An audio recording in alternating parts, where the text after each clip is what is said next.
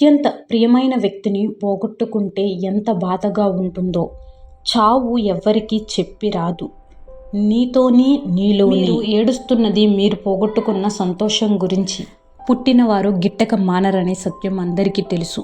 అయినా ప్రాణానికి ప్రాణంగా భావించిన వ్యక్తి ఒక్కసారి దూరమైతే ఆ దుఃఖాన్ని భరించడం కష్టమే. ప్రియమైన వ్యక్తి జ్ఞాపకంగా మిగిలినప్పుడు ఆ జ్ఞాపకాన్ని అపురూపంగా దాచుకోవాలి. దుఃఖంగా ఉన్నప్పుడు మరొకసారి హృదయంలోకి తొంగి చూసుకోవాలి. మీరు ఏడుస్తున్నది మీరు పోగొట్టుకున్న సంతోషం గురించి. చనిపోయిన వ్యక్తి మనలో కలిగించిన శూన్యాన్ని బట్టి మన దుఃఖం ఉంటుంది. నిజానికి ప్రేమించిన వారు భౌతికంగా లేకపోయినా వారి జ్ఞాపకాలు నిలిచే ఉంటాయి. మన ప్రేమ కొనసాగుతూనే ఉంటుంది. ఒక బాటసారి అలసట తీర్చుకోవటానికి దారి పక్కన కూర్చున్నాడు. అప్పుడే ఇంకొక వ్యక్తి ఆ దారిన విచారంగా నెమ్మదిగా నడిచి వెళ్తూ ఉంటాడు. మొదట బాటసారి అతన్ని పిలుస్తాడు. కాసేపు సేద తీరు, దేనికి బాధపడుతున్నావు అని అడుగుతాడు. అతడు కూర్చుంటాడు. కళ్ళ నిండా నీళ్లలో అత్యంత ప్రియమైన వ్యక్తిని పోగొట్టుకున్నాను. ఎంత బాధగా ఉందంటే కొండ ఎక్కేటప్పుడు ఎదురుగాలితో తోసేసినట్లు, గుండె భారంగా, కాళ్ళు బరువుగా, కడుపులో నిప్పు చెలరేగుతున్నట్లుంది. అతడు చనిపోలేదు, వెనక్కి వెళ్తే కనిపిస్తాడనిపిస్తుంది అని చెప్పాడు.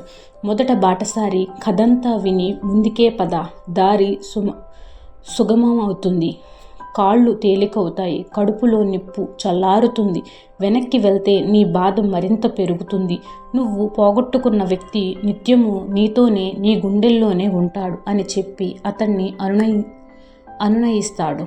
అలా ఉండటం కష్టమే అయినా కాలమే నెమ్మదిగా ఊరడిస్తుంది. జీవితంలో దుఃఖం కూడా అనివార్యమే, దాన్ని అనుభవించాల్సిందే. ఒక్కొక్కరు ఒక్కొక్క విధంగా ఆ బాధని ఎదుర్కొంటారు. విషాద గీతాలు పాడుకుంటారు, ఇతరులతో పంచుకుంటారు. కానీ దుఃఖంతో జీవించడం గొప్పదని కానీ మంచిదని కానీ ఎవ్వరూ చెప్పరు.